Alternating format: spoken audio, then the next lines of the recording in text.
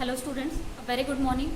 So today let's discuss the next topic of the chapter, the motion in a plane. So here in motion in the plane we have first seen the vectors and what are the importance of the vectors. Then after this one let's study now about the projectile. So what is projectile? First of all let's see the definition, then I will tell you some of the examples also here. So projectile is the name given to a body thrown with some initial velocity with the horizontal direction and then allowed to move in two dimensions, here under the action of gravity alone without being propelled by any engine or the fuel. So whenever we are throwing something, like you are seeing, you are just taking a stone, you throw it.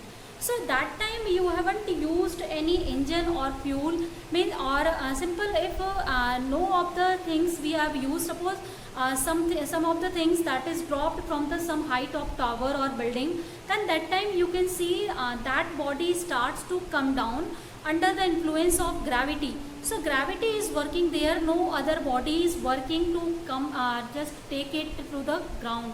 So this kind of motion is known as projectile motion, and this kind of body that is thrown, that is known as projectile motion.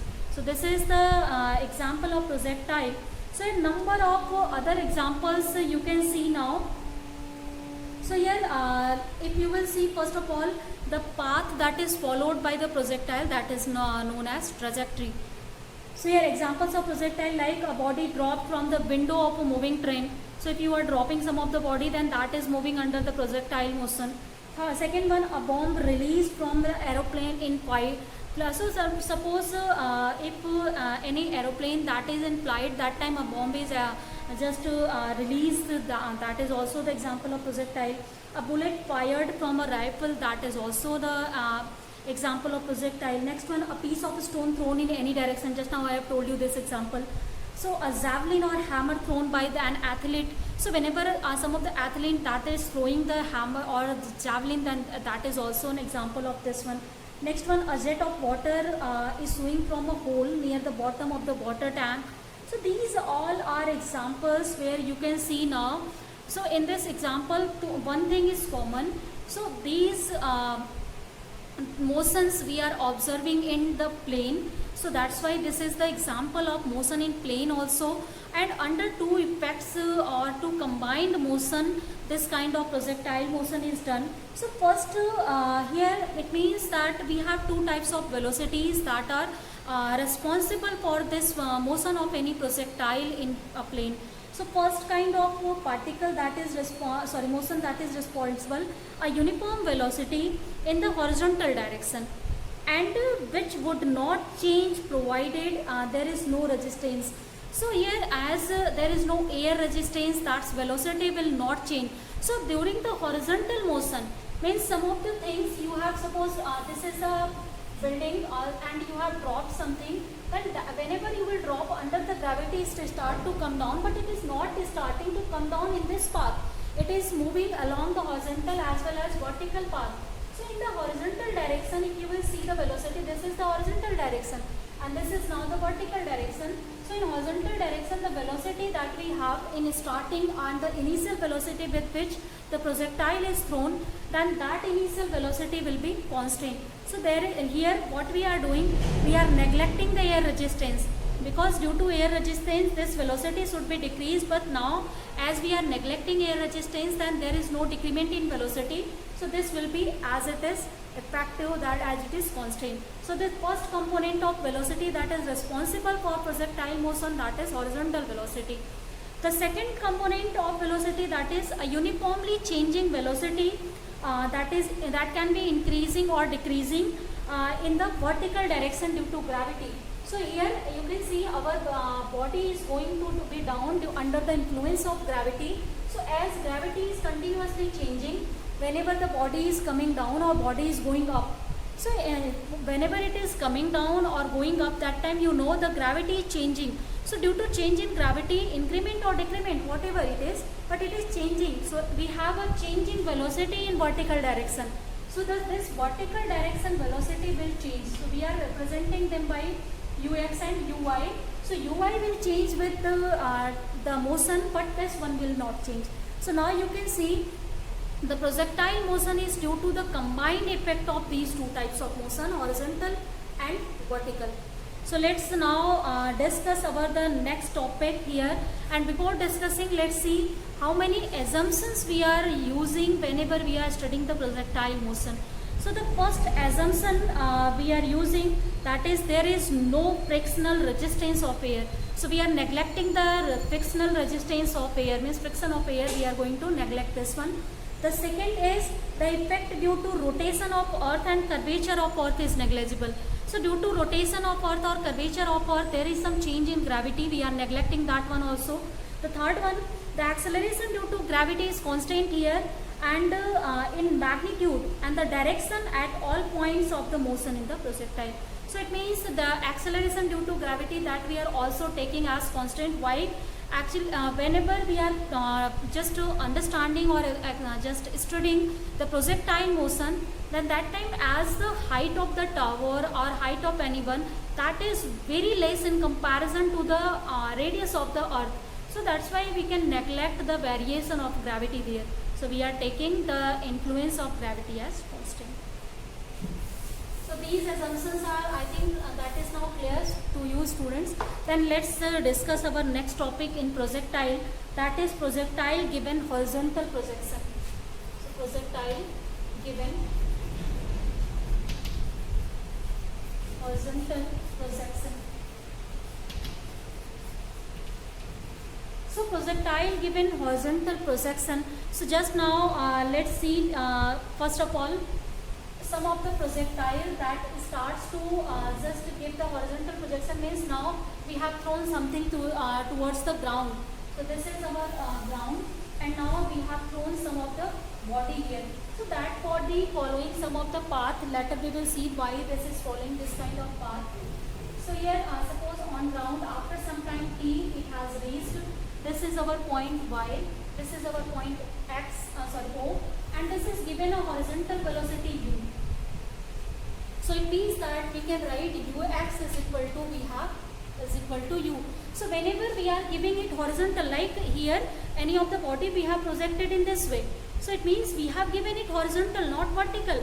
Due to horizontal velocity it has again and due to effect of gravity it start to move in downward direction. We haven't thrown it in downward direction. Clear? I think this concept should be clear. Means if you will measure at this point O. So at point O, here also. At point O, this ux is u, but that time if you will see the vertical component of velocity, the downward component of velocity, that will be 0. So this should be clear. Here in this case, if you will see the acceleration, so as we haven't given any acceleration, we have given the constant velocity, uniform velocity to the projectile. So for uniform motion, you know acceleration is 0. So here it means that for this one ax will be 0, but for this one ay, for vertical component, vertical motion, it will be equal to 0. So that is it going downward, and that way it will be plus c. So these two things, I think that is now clear to you, simple, and our motion has started at t is equal to 0. So these two things are now clear. Now as our projectile is moving under the influence of gravity, and as well as we have provided it horizontal you can say direction, then projectile will move under the combined effect of two velocities. First velocity is the horizontal velocity, and second one is vertical velocity. So due to the both one, it is moving in such a path. It is not only going in downward direction, means it is not only moving along the vertical direction, it is not going along the horizontal, but it is moving due to the combined effect of both, and that's why it is following such kind of parabolic path. So let's see, suppose at some of the point P, the distance travelled along the horizontal, that is x, and along the vertical, suppose this is now y, and if you will see the direction of velocity, then this is the direction of velocity, this is horizontal direction, this is now vertical direction, suppose this is our vector. So clear? I think first of all this figure and these descriptions are now clear. Now let's see the motion along horizontal direction, motion of projectile along horizontal direction OX. So first motion along OX. So X is what? This is our X direction. Clear? So along OX, let's see the motion. So for this one, as we know, if we have to find out at any time t when it is at p, so what is the distance traveled by it? That is x. So x can be calculated by the using the motion in a straight line. So in the equation of motions in a straight line, we have understood that is x is equal to uxt plus half ax t square. We can use the second equation of motion. So by using this one, you can write for horizontal only we are writing, just to keep the factor in your mind. That time it will have velocity ux, it will have acceleration ax only. And at any time t, when it is at p, we are calculating the distance traveled by it in horizontal direction. So as ux is equal to u, we have, this is now time t, ax is 0, this component will be 0. So from here we have obtained x is equal to ut. So you can calculate the value of time from here. So this will be equal to x by u. So suppose this is our equation number 1 now. Now we can see the motion along OY, means motion along the vertical direction. So for the motion along vertical direction, let me just rub this factor now here. This one I will rub. So this is first thing we have. This is now second thing, motion along OY. So for OY, we can again write means what is the vertical distance traveled by the particle at time t. So at time t, when it is at t, it has traveled the distance, vertical distance y. So y can be calculated again by using the equation of motion. So second equation of motion, if we will use, this is uit plus half of a by t square. Clear? So now in this formula, let's put the value of ui. Ui is 0. So this component will be 0. So I am just rubbing this one also along with this. Now ay is equal to z. So in the place of ay, let's write now the value. So this will be half zt square. And t, it has value, we have calculated. Now we can use this value from equation number 1. So this will be x by u whole square. Or in another one line, we can write this is equal to half of z upon u square into x square. Now this is the combined motion in which y and x both we have. Now we can write this one is equal to something kx square, because 1 by 2 it is constant, g is constant. Just now we have taken the assumption in projectile that g is constant here, that is not varying. So g is constant, u is already constant, horizontal velocity. So these all factors of constant and bracket term can be just equate to the new constant, that is k. So now you can see this formula y is equal to kx square. This is the formula for the parabolic motion. So it means that our projectile will move on a parabola. It will come in a parabolic path to the ground. So you can see that that's why I have told you in starting why the motion of projectile is parabolic. So this is first of all, I think the path of projectile, that is now clear. So the path of projectile is what? That is parabola.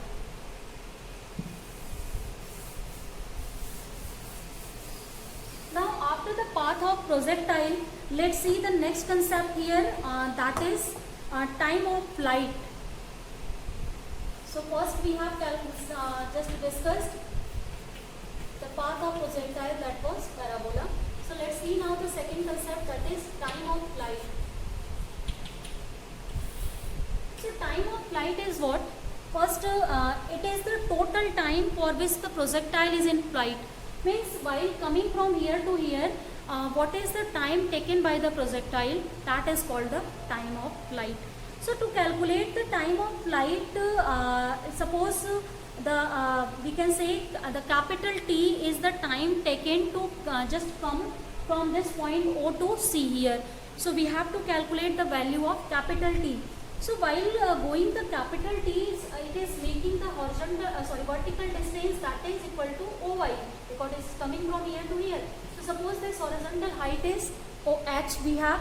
Now we can just calculate or we can use again the formula, that is equal to y is equal to uyt plus half of zt square. Zy, because ay is equal to g we have, that we have used before. So let's now use the value of t here. So value of t, we have taken time of flight to come to here, that is capital T. Ui, you know, that is equal to 0. So in starting I have written this value, that is ui is equal to 0.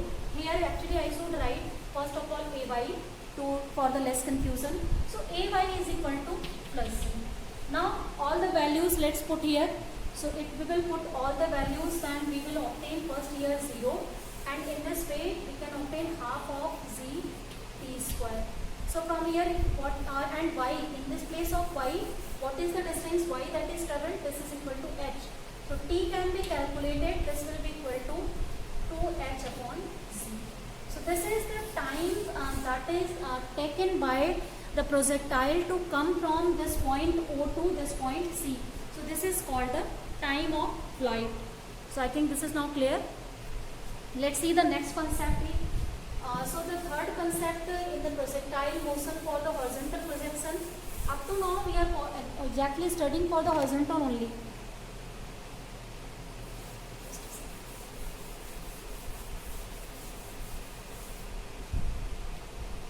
So for the third one, that is the concept we have to find out, that is horizontal range.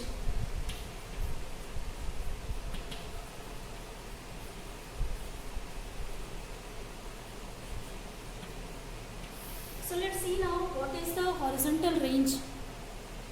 So horizontal range is what? The distance travelled by the particle from the ground. So if you will see this point y, then we have to find out what is the distance of y and c. So means at which point the projectile has come to the ground, and what is the distance from its initial point. So initial point was what? That is y, and we have to calculate this yc now. So what is the distance travelled horizontally? So in this time, the distance travelled horizontally can be calculated by the formula of horizontal velocity. So or horizontal distance. So horizontal distance x can be given by the formula uxt plus half ax t square.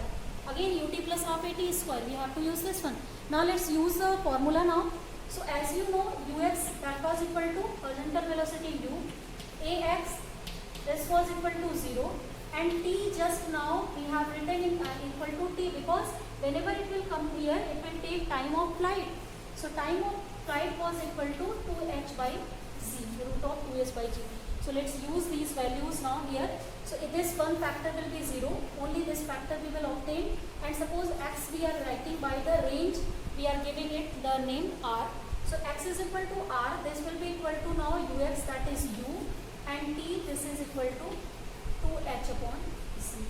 So this is our value of horizontal, you can say range.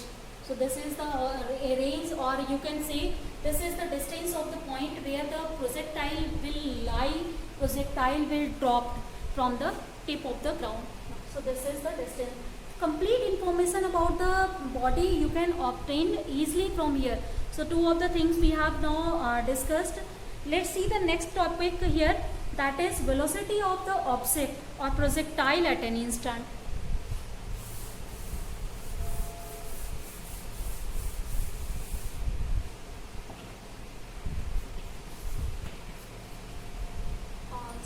Just a second.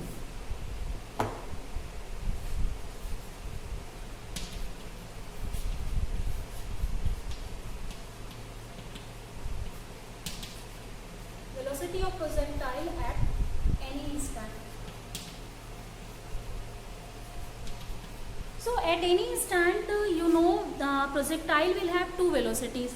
Suppose at point P, it will have the two velocity, that is one along the horizontal, one along the vertical. So let's find out what is the horizontal velocity and what is vertical. So horizontal velocity, as in starting I have told you, that will be the constant quantity. So as that is now constant, then that will not change. So it means that the horizontal velocity will be ux. But now let's see what is the vertical velocity. It means first of all, if you will write down the horizontal velocity at any instant, because we are talking, suppose at point P we are talking, so that time the horizontal velocity, if it is represented by Vx, then Vx will be equal to Ux, this is equal to U. So this is our first equation. Now second one, if you will see, that is the vertical velocity.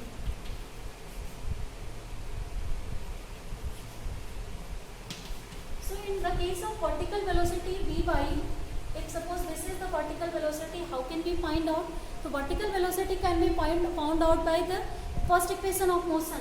So that is equal to Uy plus A by T. Right? A is equal to U plus AT. You can use this one. So Uy as equal to 0, Ay is equal to Z, and this is equal to T. So Vy can be obtained as Zt. This is our second one.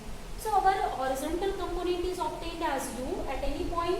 A vertical component of velocity is obtained as Zt at any point. Now you can obtain the total resultant velocity at any instant of time. So the resultant velocity is given by, just I am going to rub it. Suppose V is the velocity at this point, with which velocity it is coming down. So V can be written as Vx square plus Vy square. In yesterday class I have told you about this one, resolution of vector, and how can we write the resultant of this one. So this is the resultant velocity due to the combined effect of vertical and horizontal component. So if we will write down now the value of Vx, so this is U, so this will be U square, and Vy. So and Vy, that is equal to Zt. So we will have Z square T square. So this is the value of velocity here. For this case, means at any point P, at any instant T, this will be the velocity of the projectile now. So student, after the horizontal projection of projectile, we have seen the path of the projectile, that is parabolic, same time of flight, what is the horizontal range, and what will be the velocity at any instant of time. So here let's see now, whenever the projectile is going to in annular projection. So here in annular projection is what, whenever we are standing on ground or we are on ground, and that time we are throwing something, like if you will see some athlete that is throwing javelin or hammer, then that time that projectile is called the annular projection. So here for the annular projection, again we will see at any instant of time what is the velocity, what is the path followed by the projectile, whether it is parabolic or not, and which, when it will take the greater horizontal range. So all these terms we will study again for the annular one. So let's see now the projectile given annular projection. So in the case of annular projection, again suppose this is our axis, this is OX and OY.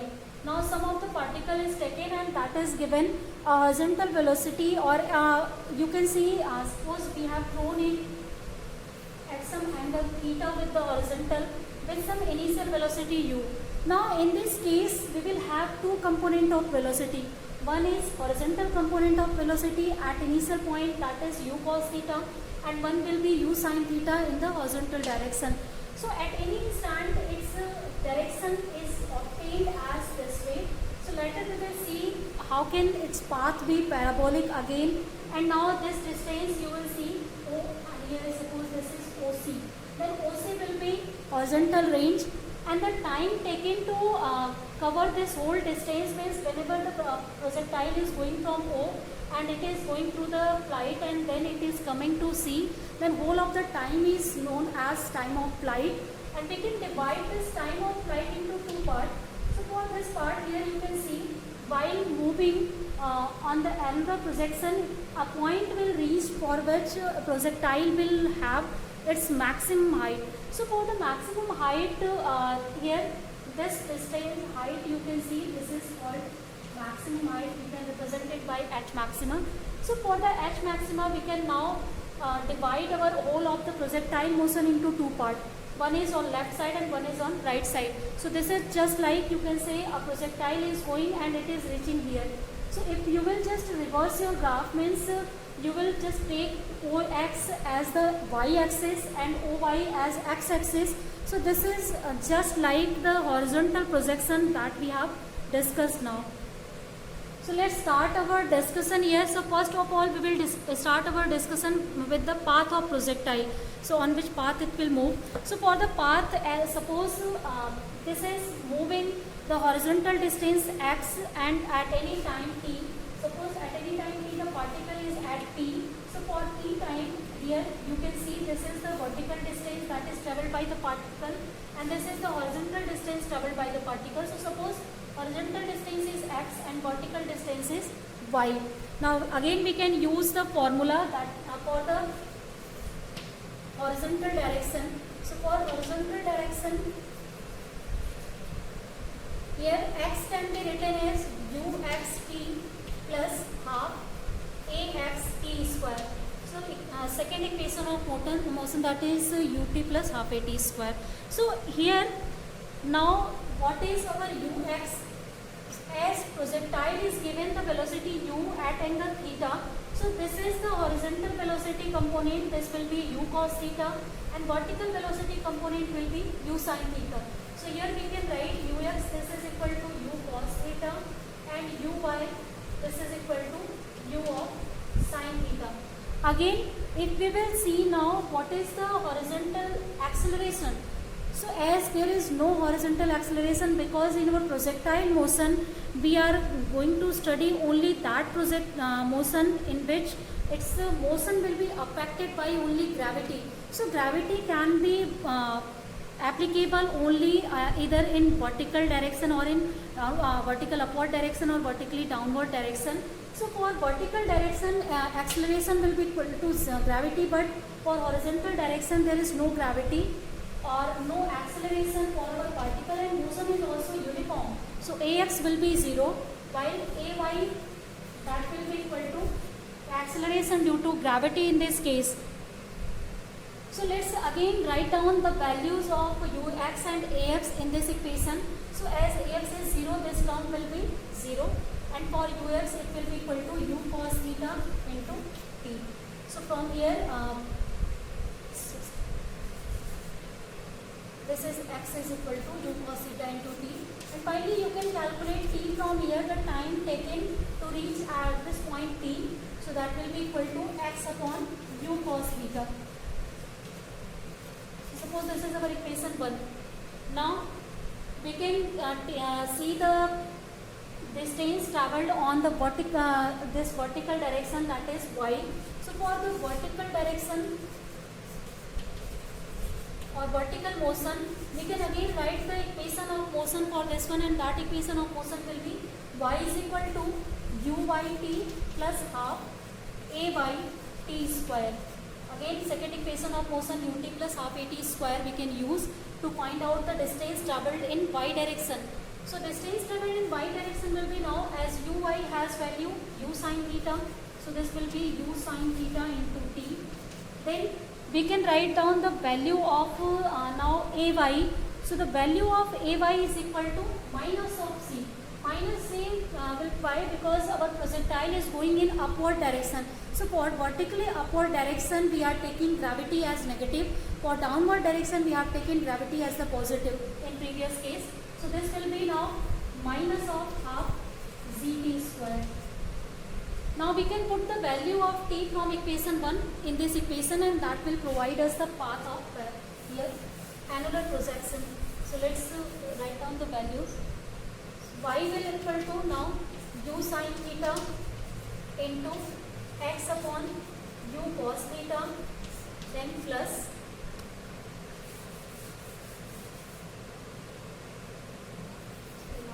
minus half of z, and t has value x upon u cos theta and its whole square.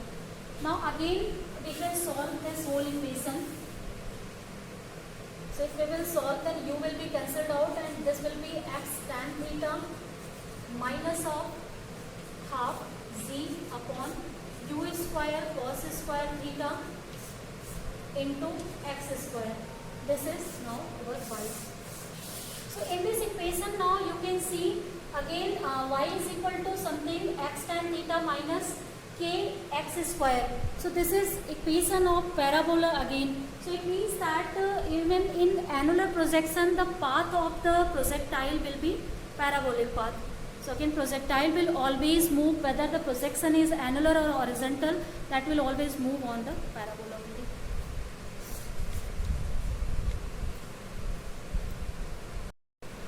So after the discussion on path of annular projection, that is parabolic, let's end our class here. In next class we will see for annular projection what is the horizontal range, what is maximum height and other all information. So thank you students for